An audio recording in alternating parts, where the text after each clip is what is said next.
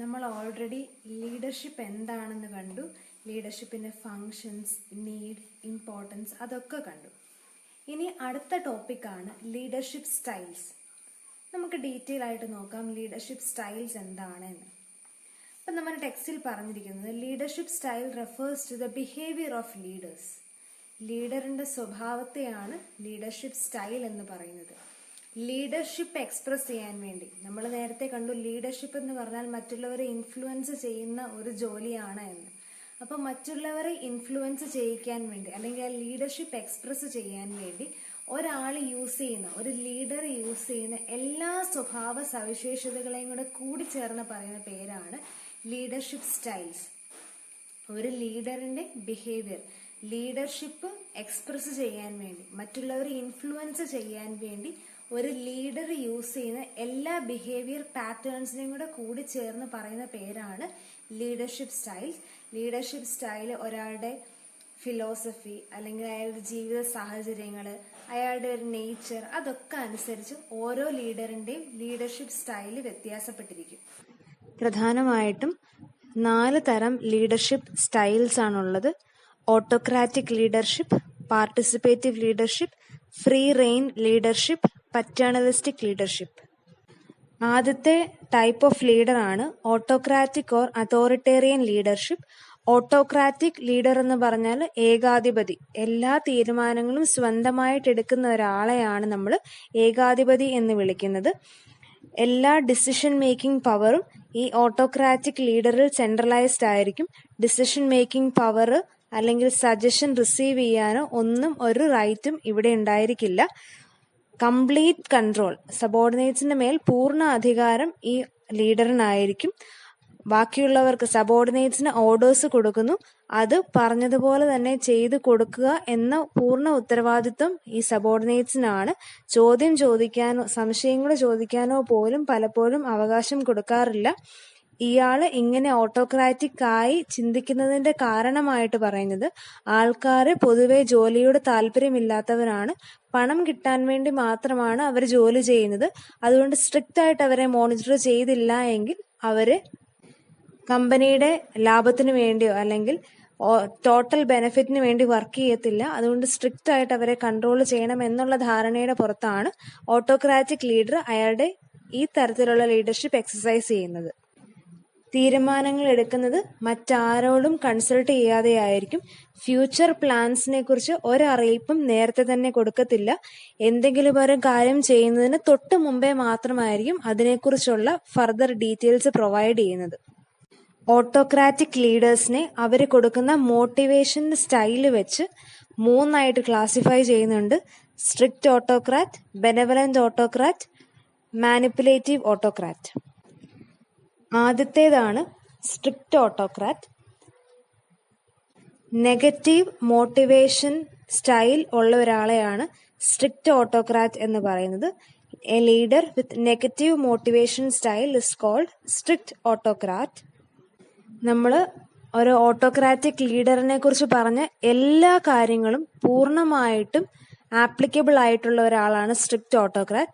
Totally negative ആയിരിക്കും അയാളുടെ തീരുമാനങ്ങളും കാര്യങ്ങളും എല്ലാം. ഫോളോവേഴ്സിന് ഭാവി കാര്യങ്ങളെക്കുറിച്ച് ഒരു ഇൻഫർമേഷൻ ഉണ്ടാവത്തില്ല. ആ ലീഡറിന്റെ കീഴിൽ ജോലി ചെയ്യുമ്പോൾ ഒരു അൺസെക്യൂരിറ്റി അവർക്ക് ഫീൽ ചെയ്യുന്നുണ്ട്. അവർക്ക് അവരുടെ ലീഡറിനെ പേടിയാണ്. അവർ ഈ ലീഡർ ഇഷ്യൂ ചെയ്യുന്ന കമാൻഡ്സ് അതേപടി ഫോളോ ചെയ്യുക എന്ന ഒരേ ഒരു കാര്യം മാത്രമേ ഈ സബോർഡിനേറ്റ്സിന് ചെയ്യാൻ പറ്റത്തുള്ളൂ.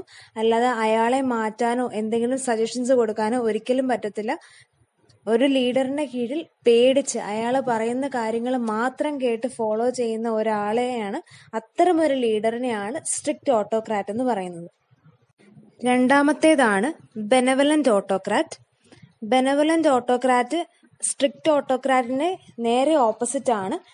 അയാളുടെ മോട്ടിവേഷൻ സ്റ്റൈൽ കുറച്ചും കൂടെ പോസിറ്റീവ് ആയിരിക്കും.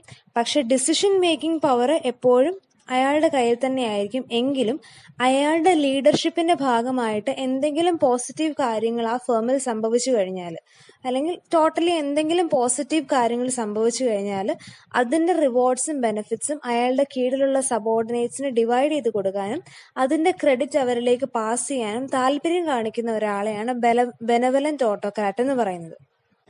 ഹ്യൂമൻ റിലേഷൻഷിപ്സിന് കുറച്ചും കൂടെ ഒരു കൺസിഡറേഷൻ കൊടുക്കുന്ന ആളായിരിക്കും ബെനവലന്റ് ഓട്ടോക്രാറ്റ്. മൂന്നാമത്തെ ടൈപ്പ് ഓഫ് ഓട്ടോക്രാറ്റ് ആണ് മാനിപ്പുലേറ്റീവ് ഓട്ടോക്രാറ്റ്. മാനിപ്പുലേറ്റീവ് ഓട്ടോക്രാറ്റ് എന്ന് പറഞ്ഞാൽ ഡിസിഷൻസ് ഒക്കെ അയാൾ ഓൾറെഡി എടുത്തിട്ടുണ്ടായിരിക്കും, പക്ഷെ വെറുതെ സബോർഡിനേറ്റ്സിനോട് സജഷൻസ് ചോദിക്കും. അത് അയാൾ ഒരിക്കലും ഇംപ്ലൈ ചെയ്യാൻ പോകുന്നില്ല, ഡിസിഷൻസ് ഒക്കെ ഓൾറെഡി എടുത്തതാണ്, എങ്കിലും അവരെയും കൂടെ കൺസിഡർ ചെയ്യുന്നുണ്ട് എന്നൊരു ഫീലിംഗ് അവരിൽ ഉണ്ടാക്കാൻ വേണ്ടി വെറുതെ അവരോട് സജഷൻസ് ചോദിക്കുന്ന ഒരാളെയാണ് മാനിപ്പുലേറ്റീവ് ഓട്ടോക്രാറ്റ് എന്ന് പറയുന്നത്. അടുത്തത് ഓട്ടോക്രാറ്റിക് ലീഡർഷിപ്പ് സ്റ്റൈലിന്റെ അഡ്വാൻറ്റേജസ് ആണ്. ആദ്യത്തേത് ക്വിക്ക് ഡിസിഷൻ മേക്കിംഗ്. ഓട്ടോക്രാറ്റിക് ലീഡറിന് മറ്റാരോടും സജഷൻസ് ചോദിക്കേണ്ടാത്തതുകൊണ്ട് തീരുമാനങ്ങൾ വളരെ പെട്ടെന്ന് എടുക്കാനും വേഗം ഇംപ്ലിമെന്റ് ചെയ്യാനും സാധിക്കുന്നു. രണ്ടാമത്തേത് മോട്ടിവേഷൻ. ഒരു ഓട്ടോക്രാറ്റിക് ലീഡറിന് ഫുൾ ഫ്രീഡം ഉള്ളത് കൊണ്ട് തന്നെ തീരുമാനങ്ങളെല്ലാം അയാളുടെ വിഷാണ്. അതുകൊണ്ട് തന്നെ അയാൾക്കൊരു സെൽഫ് മോട്ടിവേഷൻ ഉള്ള കാരണമാണത്. അടുത്തത് ലെസ് കോമ്പീറ്റന്റ് സബോർഡിനേറ്റ്സ്. എല്ലാ തീരുമാനങ്ങളും എല്ലാ ഡയറക്ഷൻസും ഈ ലീഡർ തന്നെ കൊടുക്കുന്നത് കൊണ്ട് വളരെ ഭയങ്കര കോമ്പീറ്റന്റ് ആയിട്ടുള്ള സബോർഡിനേറ്റ്സിന് അയാളുടെ കീഴിൽ വേണമെന്നില്ല. അയാൾ പറയുന്ന കാര്യങ്ങൾ ചെയ്യാൻ പ്രാപ്തിയുള്ള ആളെ കിട്ടിയാൽ മതി. അവൾ വളരെ ഔട്ട്സ്റ്റാൻഡിങ് ആയിരിക്കണമെന്ന് ഒരു നിർബന്ധവുമില്ല. അടുത്തത് പോസിറ്റീവ് റിസൾട്ട്സ്. വളരെ പെട്ടെന്ന് ആക്ഷൻ വേണ്ട കാര്യങ്ങളാണെങ്കിൽ എപ്പോഴും ഓട്ടോക്രാറ്റിക് ലീഡർഷിപ്പ് ആയിരിക്കും നല്ലത്. അടുത്തത് ഡിസഡ്വാൻറ്റേജസ് ഓഫ് ഓട്ടോക്രാറ്റിക് ലീഡർഷിപ്പ്.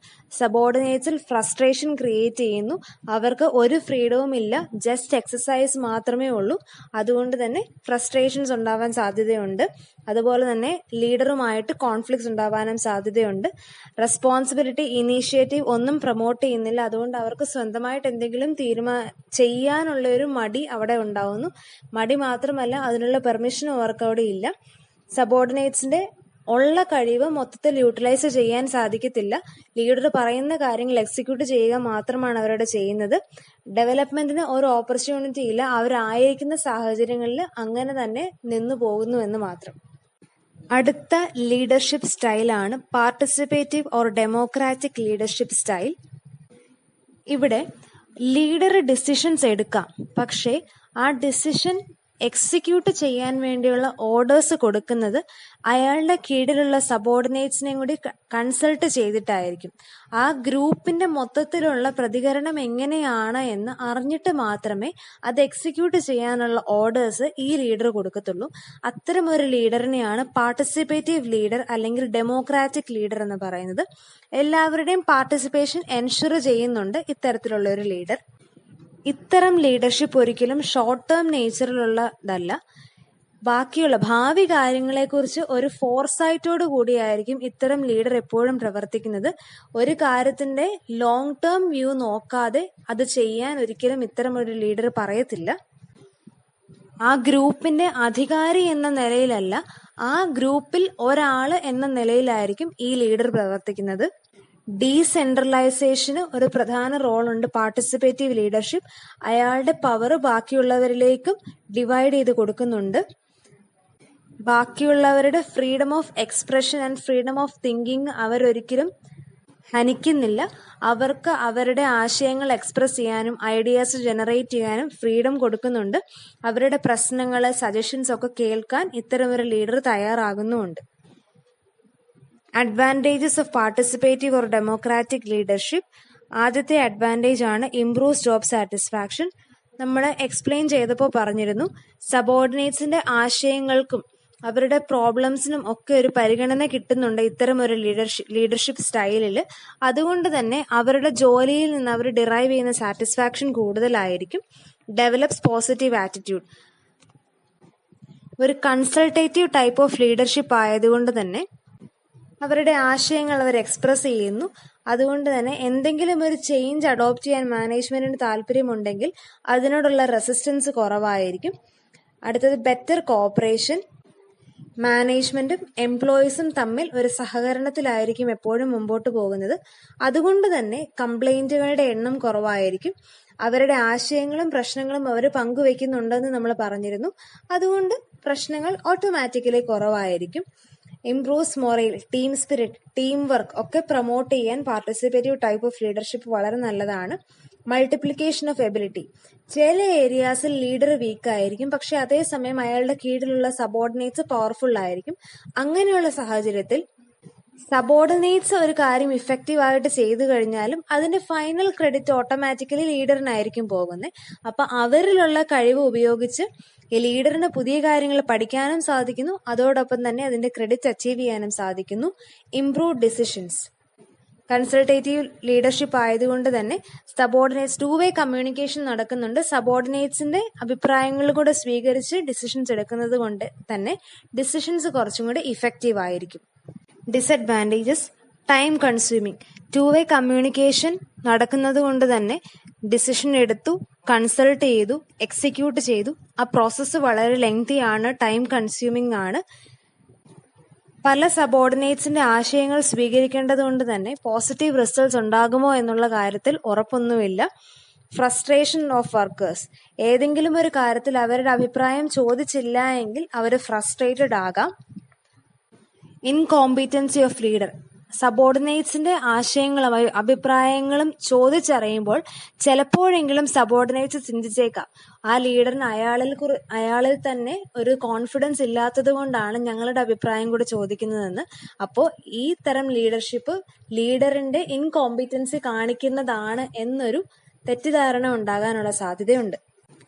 അടുത്ത ടൈപ്പ് ഓഫ് ലീഡർഷിപ്പ് ആണ് free rein or laissez faire leadership.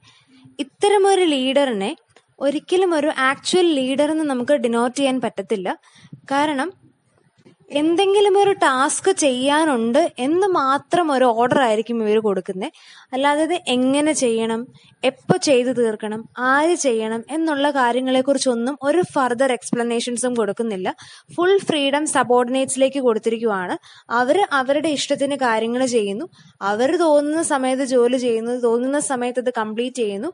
ഒരു തരത്തിലുള്ള ഇന്റർപ്രിട്ടേഷൻസും ഈ ലീഡറിന്റെ ഭാഗത്തു നിന്നില്ല. ഫുൾ ഡെലിഗേഷൻ ഓഫ് അതോറിറ്റിയാണ്. അയാളിൽ നിക്ഷിപ്തമായിരിക്കുന്ന എല്ലാ അതോറിറ്റീസും സബോർഡിനേറ്റ്സിലേക്ക് വീതിച്ചു കൊടുത്തിരിക്കുകയാണ്. ഒരു തരത്തിലുള്ള ഫീഡ്ബാക്കും പലപ്പോഴും കളക്ട് ചെയ്യാറില്ല. ആ ഗ്രൂപ്പിനെ ഫുള്ളായിട്ട് ഡിപ്പെൻഡ് ചെയ്തുകൊണ്ടാണ് ഈ ലീഡർ നിൽക്കുന്നത്.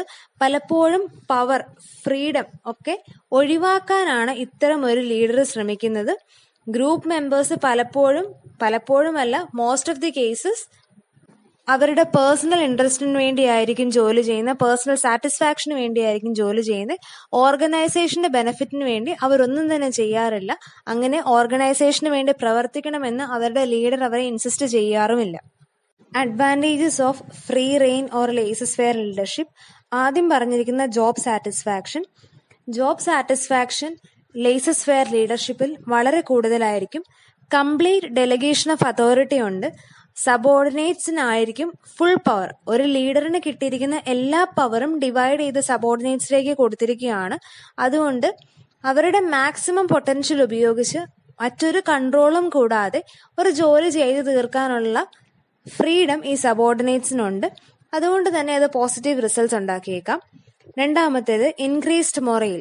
ജോബ് സാറ്റിസ്ഫാക്ഷൻ കൂടുതലായതുകൊണ്ട് വർക്കേഴ്സ് ടീമായിട്ട് ജോലി ചെയ്യാനും അവർക്ക് സ്ട്രെസ് ഫ്രീ ആയിട്ട് ജോലി ചെയ്യാനും അതുവഴി ഓർഗനൈസേഷന്റെ ഓവറോൾ ബെനിഫിറ്റിലേക്ക് കോൺട്രിബ്യൂട്ട് ചെയ്യാനും സാധിക്കും. അടുത്തത് maximum scope for development of subordinates. ഈ ലേസസ് ഫെയർ ലീഡർഷിപ്പ് അതിന്റെ ഫുൾ പവറോടുകൂടി യൂട്ടിലൈസ് ചെയ്യുകയാണെങ്കിൽ സബോർഡിനേറ്റ്സിന് അവരുടെ പൊട്ടൻഷ്യൽ ഡെവലപ്പ് ചെയ്യാനുള്ള ഒരുപാട് ഓപ്പർച്യൂണിറ്റീസ് ഉണ്ട്. അവർ നിൽക്കുന്ന ഫേമിൽ അവൈലബിൾ ആയിട്ടുള്ള റിസോഴ്സസ് വെച്ച് അവർക്ക് മാക്സിമം ഗ്രോത്ത് ഓപ്പർച്യൂണിറ്റീസ് എക്സ്പ്ലോയിറ്റ് ചെയ്യാൻ സാധിക്കും. അടുത്തത് full utilization of potential of subordinates. Targets achieve ചെയ്യാനോ അല്ലെങ്കിൽ എന്തെങ്കിലും കാര്യങ്ങൾക്കോ അവർക്ക് ഒരു സ്ട്രെസ്സും ഇല്ല അവരുടെ മേല്. അതുകൊണ്ട് തന്നെ സ്ട്രെസ് ഫ്രീ ആയിട്ട് ജോലി ചെയ്യാനും അവരിലുള്ള മാക്സിമം പുറത്തേക്ക് കൊണ്ടുവരാനും സാധിക്കും. If this type of leadership is utilized to its maximum potential. Disadvantages of free rein leadership. ആദ്യത്തേത് സബോർഡിനേറ്റ്സിന് ലീഡറിന്റെ ഭാഗത്തു നിന്ന് ഒരു തരത്തിലുള്ള ഗൈഡൻസും ഇൻസ്ട്രക്ഷൻസും കിട്ടുന്നില്ല. എല്ലാ കാര്യങ്ങളും തീരുമാനങ്ങൾ എടുക്കുന്നതും സബോർഡിനേറ്റ്സ് തന്നെയായിരിക്കും. രണ്ടാമത്തേത് ലീഡറിന്റെ കോൺട്രിബ്യൂഷൻ ഇത്തരത്തിലൊരു ലീഡർഷിപ്പിൽ ആബ്സെന്റ് ആയിരിക്കും. ഒരു ലീഡറിന്റെ കീഴിൽ ജോലി ചെയ്യുന്നു എങ്കിൽ പോലും ആ ലീഡർ ഒരു കൺട്രോളും എക്സസൈസ് ചെയ്യാത്തത് കൊണ്ട് തന്നെ എന്തെങ്കിലും ഒരു അച്ചീവ്മെന്റ് ഉണ്ടായി കഴിഞ്ഞാൽ അത് സബോർഡിനേറ്റ്സിന്റെ ക്രെഡിറ്റ് മാത്രമാണ്. അതിന് ഒരു തരത്തിലുള്ള ക്രെഡിറ്റും ഈ ലീഡറിന് അവകാശപ്പെടാനില്ല. അടുത്തത് subordinates may move in different directions. ഓരോ ഇൻഡിവിജ്വൽ സബോർഡിനേറ്റിന്റെയും എയിം പലതായിരിക്കും. അപ്പോൾ ആ എയിമിലേക്ക് എത്തിച്ചേരാൻ വേണ്ടി അവർ അവരുടേതായ രീതിയിൽ മൂവ് ചെയ്യും. ചിലർക്ക് സാലറി കിട്ടാൻ മാത്രമായിരിക്കും, ചിലർക്ക് ഒരു പേഴ്സണൽ സാറ്റിസ്ഫാക്ഷൻ ആയിരിക്കും, ചിലർക്ക് ഒരു നേരമ്പോക്കായിരിക്കും. ഇങ്ങനെ പലരും പല ബാക്ക്ഗ്രൗണ്ടിൽ നിന്ന് വരുന്നതായിരിക്കും. അതനുസരിച്ചായിരിക്കും അവർ മൂവ് ചെയ്യുന്നത്. അവസാനത്തെ ലീഡർഷിപ്പ് സ്റ്റൈലാണ് പറ്റേണലിസ്റ്റിക് ലീഡർഷിപ്പ്. പറ്റേണൽ എന്ന് പറഞ്ഞാൽ ഫാദർലി. ഒരു ഗ്രൂപ്പിലുള്ള എല്ലാവരെയും, അയാളുടെ കീഴിലുള്ള സബോർഡിനേറ്റ്സിനെ എല്ലാവരെയും ഒരു പിതാവിന്റെ സ്നേഹത്തോടെ വാത്സല്യത്തോടു കൂടി പരിഗണിക്കുന്ന ഒരാളെയാണ് പറ്റേണൽ ലീഡർ അല്ലെങ്കിൽ പറ്റേണലിസ്റ്റിക് ലീഡർഷിപ്പ് സ്റ്റൈൽ എന്ന് പറയാൻ പറ്റുന്നത്. അയാളുടെ ഫോളോവേഴ്സിനെ എല്ലാം അല്ലെങ്കിൽ സബോർഡിനേറ്റ്സിനെ എല്ലാം ഒരു കുടുംബത്തിലെ അംഗങ്ങളെ പോലെ കാണാനും അവരുടെ പേഴ്സണൽ ആവശ്യങ്ങൾക്കും പരിഗണന കൊടുക്കാനും ആ കുടുംബത്തിന്റെ സബോർഡിനേറ്റ്സ് ആകുന്ന കുടുംബത്തിന്റെ തലവനായിട്ട് പ്രവർത്തിക്കാനുമാണ് ഒരു പറ്റേണൽ ലീഡർ ആഗ്രഹിക്കുന്നത്. അയാൾ അവരെ ഗൈഡ് ചെയ്യാനും മോട്ടിവേറ്റ് ചെയ്യാനും അവരുടെ പേഴ്സണൽ അച്ചീവ്മെന്റിന് വേണ്ട കാര്യങ്ങളിൽ കൂടുതൽ ഫോക്കസ് ചെയ്യുന്നുണ്ട് ഒരു പറ്റേണൽ ലീഡർ. Positive leadership. ഒരു പോസിറ്റീവ് ലീഡർ എന്ന് പറഞ്ഞാൽ അയാളെ കൊണ്ട് എന്തെങ്കിലും സബോർഡിനേറ്റ്സിന് വേണ്ടി പോസിറ്റീവായിട്ട് ചെയ്യാൻ പറ്റുമോ അതെല്ലാം ചെയ്തു കൊടുക്കാൻ തയ്യാറാകുന്ന ഒരു ലീഡറാണ്. പോസിറ്റീവ് ഗെയിൻസ് എന്ന് പറയുമ്പോൾ ഒന്നെങ്കിൽ റിവാർഡ്സ്, ഇൻസെന്റീവ്സ്, പോസിറ്റീവ് മോട്ടിവേഷൻ, അങ്ങനെ എന്തുവാകാം. എന്ത് വില കൊടുത്തും ആ സബോർഡിനേറ്റ്സിന് വേണ്ടി നേടിക്കൊടുക്കാൻ താല്പര്യമുള്ള ഒരാളെയാണ് പോസിറ്റീവ് ലീഡർ, അല്ലെങ്കിൽ അയാളുടെ ടൈപ്പ് ഓഫ് ലീഡർഷിപ്പിനെ പോസിറ്റീവ് ലീഡർഷിപ്പ് എന്ന് പറയാം. ഇങ്ങനെ ഒരു ലീഡറിൽ ഫുൾ കോൺഫിഡൻസ് ഡെവലപ്പ് ചെയ്യാൻ സാധിച്ചു കഴിഞ്ഞാൽ സബോർഡിനേറ്റ്സിന് ഓട്ടോമാറ്റിക്കലി അവരുടെ എനർജി, അവരുടെ വർക്ക് എല്ലാം ഈ ലീഡറിന് ഫേവറബിൾ ആയിട്ട് ചെയ്യും. അങ്ങനെ ഒരു ലീഡറിന് ഫേവറബിൾ ആയിട്ട് ചെയ്തു കഴിഞ്ഞാൽ അത് ഓട്ടോമാറ്റിക്കലി ഓർഗനൈസേഷന്റെ ബെനിഫിറ്റിനായിരിക്കും. പോസിറ്റീവ് ലീഡർഷിപ്പിന്റെ നേരെ ഓപ്പോസിറ്റ് ആണ് നെഗറ്റീവ് ലീഡർഷിപ്പ്. ഇവിടെ സബോർഡിനേറ്റ്സിന്റെ ഗെയിൻ ഒന്നുമല്ല ഫോക്കസ് ചെയ്യുന്നത്, പക്ഷെ ഓർഗനൈസേഷൻ ഗോൾസ് ആണ്. ഏത് തരത്തിലുള്ള മാർഗം ഉപയോഗിച്ചും ഓർഗനൈസേഷൻ ഗോൾസ് അച്ചീവ് ചെയ്യാനായിരിക്കും ഒരു നെഗറ്റീവ് ലീഡർ ശ്രമിക്കുന്നത്. അത് ചിലപ്പോൾ പേടിപ്പിച്ചാകാം, അല്ലെങ്കിൽ ബലം പ്രയോഗിച്ചാകാം. എങ്ങനെയാണെങ്കിലും ഓർഗനൈസേഷൻ ഗോളിന് അവിടെ ഒരു പ്രാധാന്യം കൊടുക്കുന്നുണ്ട്. ഫോർമൽ അതോറിറ്റി തന്നെ ആയിരിക്കും യൂസ് ചെയ്യുന്നത്. നെഗറ്റീവ് ലീഡർ മിക്കവാറും ഒരു ഓട്ടോക്രാറ്റിക് ലീഡർ ആയിരിക്കും. കൺട്രോൾ എക്സസൈസ് ചെയ്യുന്നുണ്ട്, ഫുൾ കൺട്രോൾ എക്സസൈസ് ചെയ്യുന്നുണ്ട്. ഫോർമൽ ലീഡേഴ്സ് ഒരു ഓർഗനൈസേഷനിൽ ഒരു ലീഡറിന് കൊടുത്തിരിക്കുന്ന പൊസിഷൻ എന്താണോ, സ്ഥാനം എന്താണോ, ആ സ്ഥാനത്തിന്റെ മുഴുവൻ പവറും മുഴുവൻ ബെനിഫിറ്റ്സും ഉപയോഗിച്ച് സബോർഡിനേറ്റ്സിനെ കൺട്രോൾ ചെയ്യുകയും സബോർഡിനേറ്റ്സിനെ ഗൈഡ് ചെയ്യുകയും മോട്ടിവേറ്റ് ചെയ്യുകയും ചെയ്യുന്ന ഒരാളെ നമുക്ക് ഫോർമൽ ലീഡർ എന്ന് വിളിക്കാം. ഫോർമൽ അതോറിറ്റിയുടെ ഫുൾ ബെനിഫിറ്റ് അയാൾ യൂസ് ചെയ്യുന്നുണ്ട്. ഇവിടെ പറഞ്ഞിരിക്കുന്ന സെക്കൻഡ് സെന്റൻസ് വളരെ ഇമ്പോർട്ടന്റ് ആണ്. He can issue orders and instructions to his subordinates by virtue of his formal authority. അയാൾക്ക് കൊടുത്തിരിക്കുന്ന പൊസിഷന്റെ അധികാരത്തിൽ അയാൾക്ക് ബാക്കിയുള്ളവരെ കൊണ്ട് എന്ത് കാര്യങ്ങളും ചെയ്യിക്കാം. അത് ഏത് തരത്തിലുള്ള ലീഡർഷിപ്പ് സ്റ്റൈലാണ് അയാൾ ഫോളോ ചെയ്യേണ്ടതെന്നുള്ളത് അയാളുടെ പേഴ്സണൽ ഇഷ്ടമായിരിക്കും. പക്ഷെ അയാൾക്ക് ആ സ്ഥാപനത്തിൽ കൊടുത്തിരിക്കുന്ന അധികാരം ഉപയോഗിച്ച് സബോർഡിനേറ്റ്സിനെ കൺട്രോൾ ചെയ്യാനും ഓർഡേഴ്സ് ഇഷ്യൂ ചെയ്യാനുമുള്ള പൂർണ്ണ അധികാരമുണ്ട്. ആ പൊസിഷന്റെ എല്ലാ ബെനിഫിറ്റ്സും യൂസ് ചെയ്യുന്ന ഒരു ലീഡറിനെ ഫോർമൽ അതോറിറ്റി എന്ന് പറയാം. ഇൻഫോർമൽ ലീഡേഴ്സ് ഒരു പൊസിഷൻ ഉണ്ട്, പക്ഷെ ആ പൊസിഷൻ വെച്ച് അയാൾക്ക് എക്സസൈസ് ചെയ്യാൻ പറ്റുന്ന പവറോ കൺട്രോളോ ഒന്നും ഫുൾ പൊട്ടൻഷ്യലിൽ ഉപയോഗിക്കാത്ത ഒരാളെ നമുക്ക് ഇൻഫോർമൽ ലീഡർ എന്ന് പറയാം. ഭീഷണിപ്പെടുത്തി അല്ലെങ്കിൽ ബലം പ്രയോഗിച്ച് മറ്റൊരാളെ കൊണ്ട് ജോലി ചെയ്യിക്കുന്നതിൽ ഇവർക്ക് തീരെ താല്പര്യമില്ല. പലപ്പോഴുമല്ല എല്ലാ സാഹചര്യങ്ങളിലും ഫോർമൽ ലീഡേഴ്സിനേക്കാളും കൂടുതൽ താല്പര്യം സബോർഡിനേറ്റ്സിന് ഇൻഫോർമൽ ലീഡേഴ്സിനോടായിരിക്കും. അവർ ഒരു പൊസിഷൻ ഹോൾഡ് ചെയ്യുന്നേ ഉള്ളൂ, പക്ഷെ വളരെ ഫ്രണ്ട്ലി ആയിട്ട് വളരെ ഇൻഫോർമൽ ആയിട്ടായിരിക്കും സബോർഡിനേറ്റ്സിനോട് ഇടപഴകുന്നത്. അവരിൽ ഒരാളായിട്ടായിരിക്കും അവർ പലപ്പോഴും പ്രവർത്തിക്കുന്നത്. അതുകൊണ്ട് തന്നെ സബോർഡിനേറ്റ്സ് വോളണ്ടറി കോഓപ്പറേഷൻ കൊടുക്കാൻ തയ്യാറാകുന്നു. മനസ്സാ സഹകരിക്കാൻ സബോർഡിനേറ്റ്സ് തയ്യാറാകുന്നു. ലീഡറിന്റെ ഇൻഫ്ലുവൻസ് കാരണമായിരിക്കണമെന്നില്ല ഇവിടെ സബോർഡിനേറ്റ്സ് ജോലി ചെയ്യുന്നത്. അവരുടെ ജോബ് സാറ്റിസ്ഫാക്ഷൻ വളരെ കൂടുതലായിരിക്കും. അവർ പേഴ്സണലി വിൽഫുള്ളി കോഓപ്പറേറ്റ് ചെയ്യാൻ തയ്യാറാകുന്നു ഇവിടെ.